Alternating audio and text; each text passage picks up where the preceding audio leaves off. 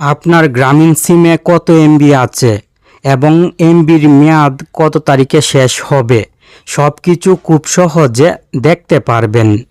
MB check করার জন্য মোবাইলের ডায়াল প্যাড অ্যাপটি ওপেন করবেন, *121*1*4# কোড নাম্বারটি ডায়াল করে যে গ্রামীণ সিমের এমবি চেক করতে চান সেই গ্রামীণ সিম দিয়ে কল দিবেন।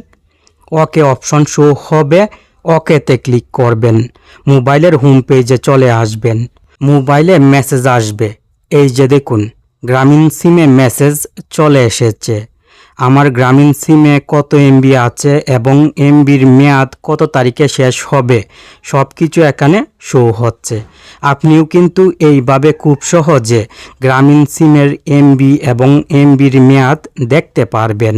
আর কোড নাম্বারটি যদি কাজ না করে তাহলে এই কোড নাম্বারটি ডায়াল করে গ্রামীণ সিম দিয়ে কল দিবেন, *121*1*2#